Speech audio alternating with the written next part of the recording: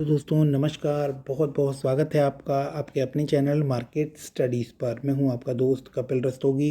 दोस्तों शुरुआत करते हैं निफ्टी से। निफ्टी ने एक गैप अप ओपनिंग दी थी और 1:30 बजे के आसपास तक अगर आप देखेंगे तो 615 से 620 के लेवल को होल्ड भी किया था। वहां से जो अच्छी गैप अप ओपनिंग हमें मिली थी वो तकरीबन तकरीबन ख़त्म होती हुई नज़र आई, लेकिन उसके बाद से 125 पॉइंट की रिकवरी भी है। यानी कल से आज तक जो गैप अप ओपनिंग हमें मिली थी उसको मार्केट ने वापस फिल कर दिया और वहाँ से फिर से हमें 125 पॉइंट की रिकवरी देखने को मिली। रिकवरी कितनी सस्टेनेबल है ये बोलना अभी बहुत ज़्यादा जल्दबाजी होगी। रशिया यूक्रेन वॉर का कोई परमानेंट सोल्यूशन अभी नहीं निकला है, हालांकि वहाँ पर चीज़ें कुछ सॉफ्ट होती हुई नजर आई है, जिसका पॉजिटिव इम्पैक्ट आपको ओवरऑल डाउ जोन्स के ऊपर और इंडियन मार्केट के ऊपर भी आता हुआ दिखाई दिया है। यहाँ हम बात कर रहे हैं कि ब्रेंट जो है वो 130 से $115 के आसपास आ गया है, तो चीज़ें कुछ आपको अच्छी मूव करती हुई दिखाई दे रही है। मार्केट पर भी उसका असर आपको देखने को मिल रहा है। अब यहाँ बात कर लेते हैं कि कुछ शेयर्स जो हैं वो बहुत अच्छी करेक्शन इस गिरावट के दौर में ले चुके हैं। ऐसा ही एक स्टॉक है कंप्यूटर एज मैनेजमेंट सर्विसेज। पीछे 2 दिनों से आपको इसके अंदर कुछ स्लाइटली रिकवरी देखने को मिली है। 6 महीने की बात करें तो आपको देखने को मिलेगा कि इसके अंदर हमें काफ़ी बड़ी गिरावट देखने को मिली है। क्या इस गिरावट को हमें खरीदना चाहिए? क्या फंडामेंटली ये स्टॉक जो है ये हमें पैसा बनाकर दे सकता है? 2020 अक्टूबर में ये स्टॉक हमें 23% लिस्टिंग गेन के साथ लिस्ट होता हुआ दिखाई दिया था। उसके बाद काफ़ी अच्छा रिटर्न इसने बनाकर दिया, लेकिन तब उसके बाद से आपको इसके अंदर एक गिरावट देखने को मिल रही है। क्या फंडामेंटली कोई इशू है या सिर्फ एक्सटर्नल मार्केट की जो कंडीशन है उसकी वजह से आपको इसके अंदर बिकवाली देखने को मिल रही है? इन सभी बातों का जवाब ढूंढने की यहाँ कोशिश करेंगे। सबसे पहले फंडामेंटली कंपनी को, ये कंपनी काम क्या करती है आप देखिए। म्यूचुअल फंड ट्रांसफ़र एजेंसी है, इन्वेस्टर सर्विसेज देती हैं, डिस्ट्रीब्यूटर सर्विसेज देती है, एसेट मैनेजमेंट सर्विसेज देती है। यानी किसी कंपनी को अगर डिविडेंड अनाउंस करना है तो उनके रजिस्ट्रार के तौर पर, ट्रांसफ़र एजेंट के तौर पर और उसके बाद ट्रांजैक्शन एग्जीक्यूशन के तौर पर डिविडेंड प्रोसेसिंग, ये सभी तरह के काम आपको कैम्स करती हुई नज़र आती है। कैम्स की जो प्रेजेंस है वो 25 स्टेट्स में एंड 5 यूनियन टेरिटरीज़ के अंदर हमें देखने को मिलती है। इनके मेन क्लाइंटेज अगर हम देखें तो HDFC एसेट मैनेजमेंट के साथ साथ ICICI prudential, Birla capital, SBI mutual fund, Kotak, ऐसे बड़े नाम इनके क्लाइंट बेस के अंदर नज़र आते हैं। अक्टूबर 2020 में ये लिस्ट हुई और वहाँ से 23% का लिस्टिंग गेन भी हमें इसके अंदर देखने को मिला था। अभी फ़िलहाल क्या पोजीशन है उसको हम लोग चार्ट पर देखते हैं। चार्ट पर चलने से पहले इसके फंडामेंटल्स देख लेते हैं। एक टेक्नोलॉजी ड्रिवन कंपनी है जो बेसिकली कंपनीज को असिस्ट करती है और बहुत बड़े बड़े नाम इसके क्लाइंटेज में हैं। इसके बाद इसके फंडामेंटल्स को जब हम देखते हैं, 12,000 करोड़ की मार्केट कैप है, 2454 रुपये गिरावट के बाद इसका करंट प्राइस है। कुछ 2 दिन से आपको रिकवरी देखने को मिल रही है, काफ़ी अच्छे लेवल पर ये करेक्ट हो चुका है। और आप देखेंगे कि 40% करेक्शन के बाद, क्योंकि इसका 52 वीक हाई 4,067 रुपये है, 1742 इसने लोज बनाया था, तो लोज से आपको रिकवरी लेता हुआ ये दिखाई दे रहा है। स्टॉक के पी की बात करें तो 43 है, इंडस्ट्री पी की बात करें तो 23 है। यानी वैल्यूएशन वाइज आपको ये इस समय एक्सपेंसिव नज़र आ रहा है, बट इसने रिटर्न काफ़ी अच्छा बनाकर दिया। आप देखेंगे कि 4,067 के लेवल तक ये गया था, तो रिटर्न काफ़ी अच्छा बना के दिया। अगर फंडामेंटल स्ट्रांग है, अगर बाकी चीज़ें ठीक हैं, तो वैल्यूएशन जो है वो एक्सपेंसिव वैल्यूएशन पर ही जनरली आपको अच्छे मल्टी बैगर शेयर देखने को मिलते हैं। बट ये बहुत तगड़ी करेक्शन ले चुका है और उसके बाद की पोजीशन हमें देखनी पड़ेगी। फिलहाल आपके सामने जो पोजीशन है उसमें 12,000 करोड़ के मार्केट कैप के साथ ये काम कर रहा है। 40% के आसपास ये करेक्शन ले चुका है। बुक वैल्यू अगर हम देखेंगे तो बुक वैल्यू आपको यहाँ पर दिखाई दे रही है कि बुक वैल्यू 93 0.8 है, उसके हिसाब से प्राइस टू बुक वैल्यू जो है वो 26.2 बनती है, जो कि यहाँ पर हमें एक्सपेंसिव नज़र आ रही है। बट यहाँ कुछ बहुत अच्छी चीज़ें हैं जो हमें यहाँ पर ध्यान देनी चाहिए। वो है कि अगर हम डिविडेंड यील्ड की बात करें तो एक 1.06% का डिविडेंड यील्ड है। उसके अलावा अगर हम आरओसी और आरओई की बात करें यानी return on capital employed and return on equity की, तो 44% का रिटर्न ऑन इक्विटी एंड 57.7% का आरओसी हमें यहाँ देखने को मिल रहा है।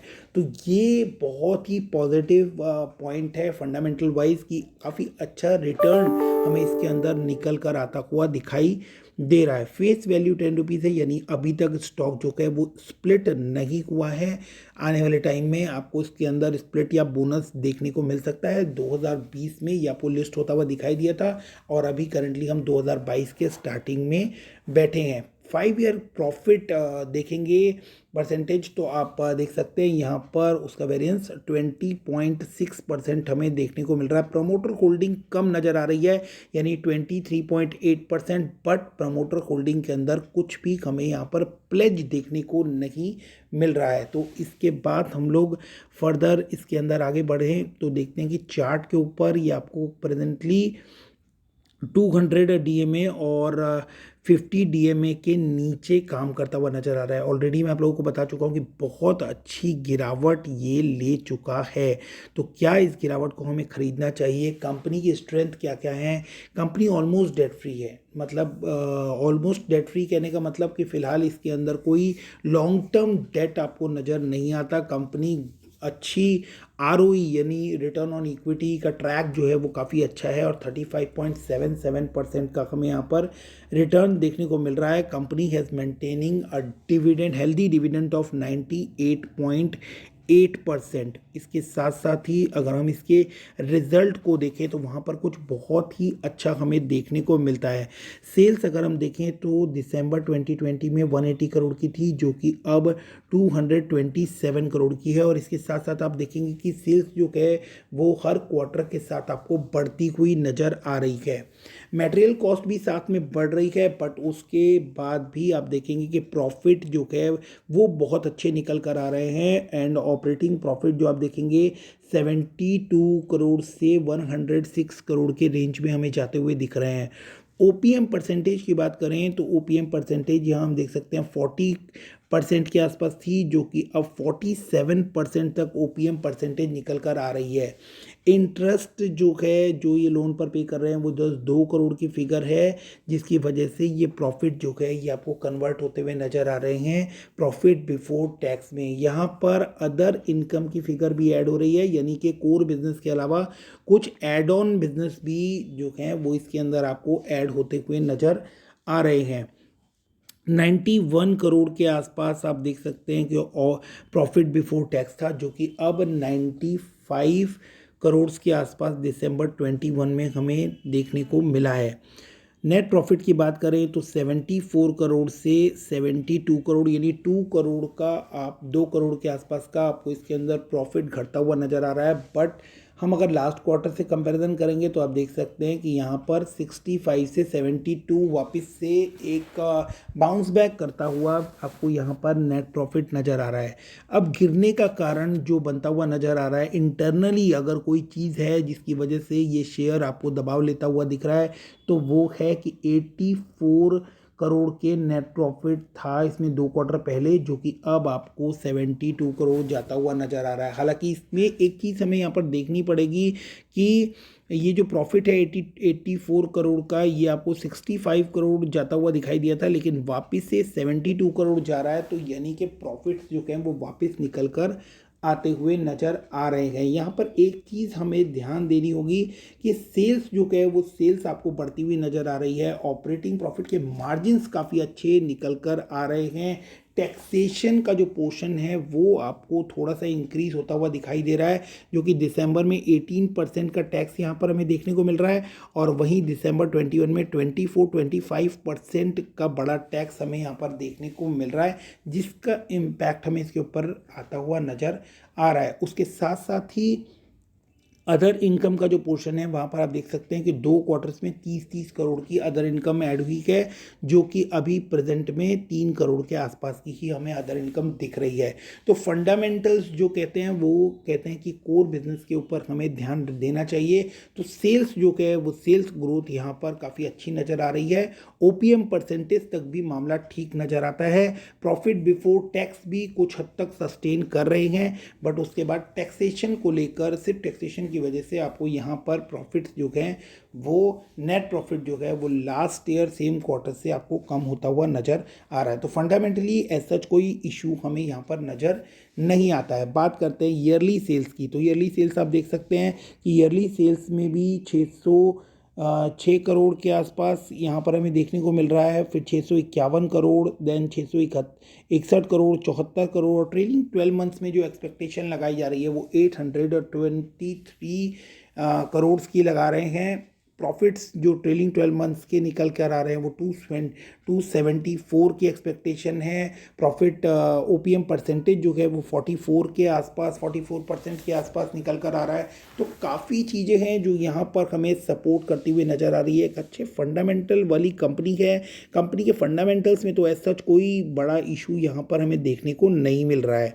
बात करते हैं कंपाउंड प्रॉफिट ग्रोथ की, तो आप देख सकते हैं कि 10 ईयर्स में 13%, 21%, 10%, 33%। तो ओवरऑल यहाँ पर भी एक सेटिस्फैक्ट्री कंपाउंड प्रॉफिट ग्रोथ हमें देखने को मिल रही है। कंपाउंड सेल्स ग्रोथ भी अगर हम देखें तो वो हमें 8-9% की के आसपास की देखने को मिल रही थी, लेकिन ट्रेलिंग 12 मंथ्स में अगर हम ध्यान दें तो वो ट्रेलिंग 12 मंथ्स में वापस 27% की एक्सपेक्टेशन यहाँ पर हमें देखने को मिल रही है। रिटर्न ऑन इक्विटी काफ़ी अच्छा है। तो अगर आप इसकी इक्विटी होल्ड करते हैं, यानी कि सिंपली कि अगर आप इसका शेयर लेते हैं तो शेयर का जो रिटर्न है वो आपको काफ़ी अच्छा यहाँ पर मिलने की उम्मीद दिखाई देती है। बैलेंस शीट की बात करें, शेयर कैपिटल 49 करोड़ की है। रिजर्व कंपनी के पास 400 करोड़ के आसपास के हैं। तो रिजर्व जो है वो हेल्दी रिजर्व्स कंपनी मेंटेन कर रही है। और बोरोइंग्स अगर आप यहाँ पर ध्यान दें, जो कि एक बहुत इंपॉर्टेंट पार्ट होता है, बोरोइंग्स आप देखेंगे कि लॉन्ग टर्म बोरोइंग्स जो हैं वो ज़ीरो यहाँ पर आपको नज़र आ रही है, यानी कि ऑलमोस्ट डेट फ्री कंपनी है। अदर लाइबिलिटीज़ जिसमें कि आप अपने वेंडर्स को पेमेंट करते हैं, वो पेमेंट और जो शॉर्ट टर्म लाइबिलिटीज़ होती है उस तरह की लाइबिलिटीज़ आपको यहाँ पर नज़र आती है। ये विद इन द ईयर पे होने वाली लाइबिलिटीज़ होती हैं। अगर हम बात करें फिक्स्ड एसेट्स की तो 150 करोड़ के आसपास के फिक्स्ड एसेट्स आपको यहाँ पर दिखाई दे रहे हैं। और कंपनी ने इन्वेस्टमेंट भी की और तकरीबन 362 करोड़ की इन्वेस्टमेंट पीक हमें इनकी बुक्स में देखने को मिलती है। इसके अलावा हम बात करते हैं शेयर होल्डिंग पैटर्न की, तो शेयर होल्डिंग पैटर्न में एक कंसर्न हमें यहाँ पर नज़र आता है जिसको हमें मिस नहीं करना चाहिए। वो कंसर्न है कि लास्ट क्वार्टर में यानी दिसंबर में प्रमोटर ने अपना स्टेक जो है वो 7 करोड़ से कम किया है। तो ये 7% से आपको स्टेक कम होता हुआ यहाँ पर नज़र आ रहा है। एक अच्छी बात आपको यहाँ पर और नोटिस करनी चाहिए कि एफआईआई जहाँ एक तरफ बिकवाली कर रहे हैं, बहुत तगड़ी बिकवाली आपको इंडियन मार्केट में आती हुई दिखाई दी, और तकरीबन इस बिकवाली की वजह से आपको इंडियन मार्केट में बहुत ही बड़ा डिप 18,600 का टॉप बनाने के बाद मार्केट जो है वो 15,000 के लेवल को भी टच करती हुई आपको नज़र आई है। और उस डिप के बीच में एफआईआईज़ ने बहुत ही ज़्यादा बिकवाली की है। बट यहाँ पर अगर हम देखें तो एफआईआईज़ कंटिन्यूअस आपको खरीदती हुई नज़र आ रही है। 22%, 23%, 25%, 26%। तो करंटली एफआईआईज़ ने अपनी होल्डिंग जो है वो इसमें 30% के आसपास कर दी है। तो एफआईआईज़ पैसा तभी लगाते हैं जब एफआईआईज़ को मोटा मुनाफा किसी ऑर्गेनाइजेशन में दिखता है। तो एफआईआईज़ जो है वो इसमें सेल ऑफ नहीं कर रहे हैं। इसमें सेल ऑफ किसने किया? इसमें सेल ऑफ किया प्रमोटर ने, जिसकी वजह से आपको ये डाउन होता हुआ ये शेयर डाउन आता हुआ दिखाई दिया। हालांकि फंडामेंटल्स जो है वो इंटैक्ट हैं, बहुत अच्छी सेल्स लाइन है, बैलेंस शीट बहुत अच्छी है। डीआईआईज ने इसके अंदर से 2% पैसा निकाला है और प्रमोटर ने इसके अंदर से 7-8% के आसपास पैसा निकाला है। उसको रिकवर किसने किया? उसको चीज़ को बाई किया एफआईआईज ने, और उसको बाई किया पब्लिक ने। तो ये पॉइंट है जो आपको यहाँ समझना ज़रूरी है कि प्रमोटर और डीआईआई जो हैं वो इसमें सेल कर रहे हैं एंड एफआईआईज और पब्लिक जो है वो इसको खरीद रही है। इसके अलावा अब हम इसको चार्ट पर देखने समझने की कोशिश करते हैं कि चार्ट पर ये कैसा नजर। चार्ट पर जब हम इसे देखते हैं तो 2250 पर इसने एक सपोर्ट लिया है और जिस इस पॉइंट के ऊपर इसने पहले भी सपोर्ट लिया था और यहाँ से ये तकरीबन 2462 के लेवल तक अभी आपको जाता हुआ दिखाई दे रहा है। तो अगर ये 2250 के लेवल पर वापस आता है यानी 2250 के लेवल पर वापस आता है और इस लेवल को ब्रेक नहीं करता है तो आप यहाँ से इसके अंदर वापस से कुछ बाइंग कर चल सकते हैं। फंडामेंटली स्ट्रॉन्ग कंपनी है, कोई बड़ा रीज़न यहाँ पर दिखाई नहीं दे रहा है जिस रीज़न की वजह से इस कंपनी में इस तरह की गिरावट यहाँ पर बनती हो। प्रमोटर ने इसके अंदर अपना स्टेक डाइल्यूट किया, इसकी वजह से आपको इसके अंदर गिरावट देखने को मिली। प्रॉफिट्स की बात करें तो एक आधी क्वार्टर में अगर आपको प्रॉफिट डाउन होता हुआ दिखाई दे तो उसका बिल्कुल ये मतलब नहीं कि कंपनी के फंडामेंटल्स में कहीं कोई इशू एज सच नज़र आ रहा है। सेल्स आपने देखी कि सेल्स जो है वो इंटैक्ट है। आरएसआई अगर हम टेक्निकली बात करें तो इस समय 50 के नीचे है, तो यहाँ से वैसे भी आपको एक अच्छी तेज़ी देखने को मिल सकती है और तकरीबन ये आपको वापस से एक रिकवरी लेता हुआ दिखाई दे सकता है। बट अगर मार्केट के सेंटिमेंट्स ख़राब होते हैं या फिर से इस वॉर की सिचुएशन आपको बिगड़ती हुई दिखाई देती है तो फिर ये आपको 2000 के लेवल को भी आता हुआ दिखाई दे सकता है। तो अगर आपकी रिस्क टेकिंग कैपेसिटी है और अगर आप एक अच्छे शेयर के अंदर लंबे टाइम तक बने रह सकते हैं तो अपने फिनेंशियल एडवाइज़र से बात करके ही आप ऐसे स्टॉक के अंदर आएँ। फंडामेंटली अच्छे हैं। टेक्निकली चार्ट पर ये भले ही आपको इस समय वीक नज़र आ रहे हैं क्योंकि ग्लोबल कंडीशन सारी पूरी मार्केट के अंदर ही आपको गिरावट देखने को मिल रही है, बट यहाँ एक पॉजिटिव बात हमें नहीं भूलनी होगी कि एफआईआईज जो इस गिरावट के पीछे का बड़ा कारण है कि एफआईआईज की बिकवाली की वजह से आपको मार्केट के अंदर आपको गिरावट देखने को मिल रही है, वही एफआईआईज इसके अंदर आपको बाइंग करते हुए नज़र आ रहे हैं। तो अच्छी रिकवरी, तगड़ी रिकवरी आपको इसके अंदर देखने को मिल सकती है अगर और कोई सेंटिमेंट्स ख़राब नहीं होते और मार्केट इसको वापस से सपोर्ट करना स्टार्ट करता है तो फंडामेंटली स्ट्रॉन्ग कंपनी है, वापस से आपको एक अच्छी तेज़ी दिखा सकती है। बात करें कि लेवल्स क्या बनते हैं तो प्रेजेंट अभी जो आपको सपोर्ट मिलेगा वो 2250 रुपये के आसपास का इसके अंदर सपोर्ट है। जो रेजिस्टेंस आपको फेस करने को मिलेगा वो रेजिस्टेंस आप देख सकते हैं यहाँ पर 2800 रुपये के आसपास, 2850 रुपये के आसपास का एक रेजिस्टेंस बनता है और उसके बाद सीधे आपको इसमें 4000 रुपये तक की रैली देखने को मिल सकती है। बट डिपेंडिंग कि मार्केट के सेंटिमेंट्स अभी आपको फर्दर और ज़्यादा ख़राब होते हुए नज़र ना आए। एक और बड़ी इन्फॉर्मेशन है वो भी मैं आप लोगों के साथ शेयर कर लेता हूँ क्योंकि होपफुली इसके अंदर ये इन्फॉर्मेशन थोड़े टाइम पहले comes to by fintech startup फिनटपल। तो ये एक अच्छा बड़ा मूव इसके अंदर आता हुआ दिखाई दे रहा है। It is to make a strategic investment in फिनटपल by way of a primary and secondary acquisition amounting to 51% of the total paid up share capital in form of equity share। तो इक्विटी में इनके invest किया है 51% के आसपास, ये इनकी इक्विटी ली है इन्होंने। और फिनटपल जो है ये फिनटेक होल्ड करता था और वहाँ से इन्होंने इसको एक्वायर किया है 51% स्टेक के साथ। तो ये एक न्यूज़ आई थी जिसको आपको ध्यान में देना चाहिए कि अगर ये शेयर 40% के आसपास आपको करेक्शन लेता हुआ दिखाई दे चुका है तो इससे जुड़ी हुई बड़ी खबरें, फंडामेंटल स्ट्रॉन्ग कंपनी है, अच्छे एक्विजिशन भी करते हुए यहाँ पर नज़र आ रही है। प्रॉफिट्स परसेंटेज भी अच्छा निकल कर आ रहा है। सेल्स जो है वो आपको बढ़ती हुई नज़र आ रही है। बैलेंस शीट काफ़ी स्ट्रॉन्ग नज़र आ रही है। तो ओवरऑल अगर हम देखें तो सिर्फ चार्ट के ऊपर एक्सटर्नल कंडीशंस की वजह से ही ये कंपनी आपको इस समय नीचे आती हुई दिखाई दे रही है। तो यहाँ बाई की रिकमेंडेशन है, बट आप अपने फाइनेंशियल एडवाइज़र से बात कर और अपनी रिस्क टेकिंग कैपेसिटी को देखते हुए ही किसी तरह का कोई फैसला लें। और होपफुली आपको ये वीडियो पसंद आया हो। Thanks for watching, keep investing, stay safe, thank you, bye bye.